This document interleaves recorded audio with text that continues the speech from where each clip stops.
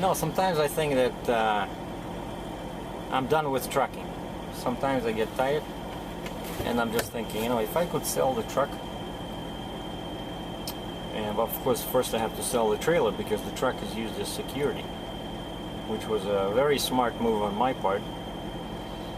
But if I get rid of the flatbed and I sell the truck, let's say for 15,000, I can just grab that money and run, you know, and maybe change occupations. Because, you know, you try things and then maybe it's time to move on. But then I remember this guy who broke his ankle, a friend of mine from former friend of mine from Moldova, you know, part of the Soviet Union. Then they became kind of like a Romania, and they the stupidest thing I ever heard, when they changed the when they become independent, they made all people change their names to match kind of the Romanian custom. So if you were, what was this guy's name? I forgot. But anyway, so his name sounded kind of like Ukrainian name, you know, like, or Russian, right? Oh yeah. So what they did, they made you add the U at the end, kind of like, you know, Ceausescu, right? So he was just, let's say, I don't know, Ceausescu, you know, like Ukrainian name. So they made everybody, when they were issuing them passports, change their name. And they said, no, you cannot have this name. That's not That's not Romanian or Moldovan, you know. That's Ukrainian. Isn't the person supposed to have any name he wants or she wants? You know, like at least in Canada, in Ontario, one cool thing about that country is that when you stay in the given province for more than, I think, 12 months or 18 months, you can change your name to anything, even 1, 2, 3. You know, your first name can be 1, 2, 3. Your last name can be Don't Care. You know, and then you're gonna pay $200 for a custom plate and for your vehicle, and just put 1, 2, 3 D&T Care. No, I'm serious. I changed my name when I came to Canada. I decided to, you know, just become all American. And I choose a very American name, Zane. And not even Zane, Z-A-N-E, but Z-A-Y-N-E, which is kind of like, you know, Muslim name. It's a very cool name, but I had all kinds of problems, you know, like Muslim brothers were coming over greeting me. Oh, Zane, oh, cool, you know. Are you from Iran or Iraq or whatever? And so it didn't match with my, you know, Russian mug. So I changed it back to Sergei. Anyway, why I remembered all this is because, yeah, this guy, this Ceausescu from Moldova, we worked for the same company in Challenger, and actually I trained him because I became a trainer over there. So they paid me some money to train new drivers. And he said, you know, he was always complaining, oh, you know, this is boring, you know, I want to do something else. And of course he has a university education like many of us, you know, immigrants. Mine was a teacher of English, and he was some kind of an engineer back in his home country. And he's complaining and complaining, you know, and he's just a company driver, you know, kind of like just working for the miles. So of course he's doing like 600 miles a day, you know. Of course I'd be complaining too, you know. I do 400 or maybe 1,500 miles a week, and I'm complaining. Anyway, and then he goes with his family to do some, what do you call it, tobogganing, you know, like riding those sleighs. No Santa Claus was available to go along for the ride, so it was just them, him, his wife, and their 2 kids. And they run the sleigh down the slope, and something happens to the brakes. No, I mean, all of a sudden they were going at a very fast speed, so of course he has his kids with him, right? So the guy decided to, you know, show some initiative, so he starts braking, and what do you use? He used his foot, and he just broke his ankle because there was so much weight on the sleigh, and the slope, I guess, was steep. Anyway, so he breaks his ankle, and he has to spend a whole month at home. And he said this is a very interesting thing, that, you know, of course, first he already was like hating He was on the verge of starting to hate this job as trucker, you know. And then after 2 weeks, after 2 weeks, he would go out just to the highway to look at trucks. And it's a true story, you know. So after 3 weeks, he was like, you know, sitting at the window looking at trucks go by, you know. Like, it's once you try this thing, it's very hard to leave, you know.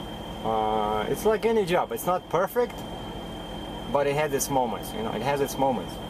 So anyway, so that's the same story with me, you know. When I'm thinking about, okay, maybe I should just, you know, quit and go back into sales where I was, you know. I was real estate sales, you know, this financial sales, just become maybe a freight broker. And then I start walking around the truck stop, or I go to a dealer, look at those trucks, you know, and I cannot just look at them, you know, and remain all, you know, calm and uninterested. I like trucks, you know, especially like something with strong classic looks and yet a bit aerodynamic, kind of like I was mentioning before. That's a truck I kind of like, you know, like a classic look, but the one that uses modern technology, not exactly like a piece of, you know, square metal. So anyway, so I came up with this idea regarding my current truck. So I don't want to get out of trucking. So what I'm going to do is, because I'm not sure whether to keep this truck or buy a new one, I just talked to a guy. I saw the guy with a step deck trailer, and I look at the license plate and it says Manitoba, which is Canada. And as always, I'm interested to talk to these guys because they haul heavier loads than in US, right? And I'm from Ontario. I see that he has a basic truck, like Peterbilt, you know, regular axles, 1+, you know, steers plus tandem, and actually his step deck even had a tandem, so not like my 3-axle, right? And I asked him if they use any heavy axles on the front, and he says, well, not really. Mostly he says it's, you know, like RGN's double drop trailers, they put strong axle in the front because often they go above like 100,000 pounds, you know, in terms of weight. But for, let's say, he says, how much weight are you going to carry? And I said, well, honestly, I have no idea. I know that my trailer would probably have a gross vehicle rating of 100,000 pounds. If I deduct the current weight of my truck, I know the weight of the new trailer, probably around 13,500 pounds, because it's a 3-axle and it's a 53-foot step. So that puts me at, you know, they give you with a permit 60, 40, 12. 112 minus the weight, so that's 77,000 pounds. I already know these numbers by heart. So 77, so okay, let's say 75. So, so do I need the strong front axle, you know, for a 75,000 pound load, and how many loads like that will I find, you know? So that's why I came up with a brilliant idea. I'm gonna, today is June 2nd, right? My trailer is gonna be, they're gonna start building it on June 10th, and it should be ready by June 15th or 16th. And then I'm going to Kentucky to pick it up, to a Transcraft plant. They're gonna pay me some money if there's any other trailers to bring them over to Ontario. And then I'm gonna pull a few loads and see what happens, you know. If my truck is okay for most loads I pull with a 3-axle step, then, you know, what's the point of getting into so much debt, right? I can get a new one. Then I'll just start a Project 9400 and, you know, make my truck look nice and comfortable to work in, you know, maybe repaint it, you know, put some new bumper on the front, you know, stuff like that. Maybe just change a couple of things, make it look and feel cool.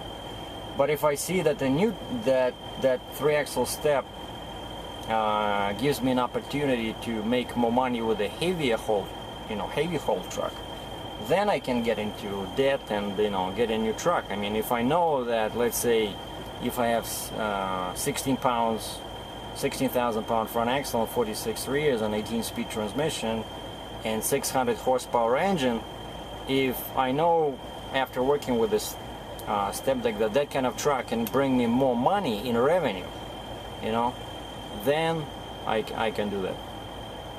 So that's what I figure. I have to, you know, calm down and wait till at least I pull, you know, a few loads with my new trailer. Maybe see what happens and then do an update at the end of June. So hopefully by then I will do, I don't know, 2, 3, 4 loads, and then it will be clear. It will be crystal clear what I need in terms of a truck. Because now actually my job will be much easier, because I will be speccing a truck to match a specific trailer, not just, you know, throwing darts out into the blue, but that's what I have to work with. I have a 3-axle step, and that's it. I don't have an RGN, I don't have a double drop, I'm not gonna hold 200-ton loads, right? 77,000 pounds would be maximum. So thanks for watching, stay safe.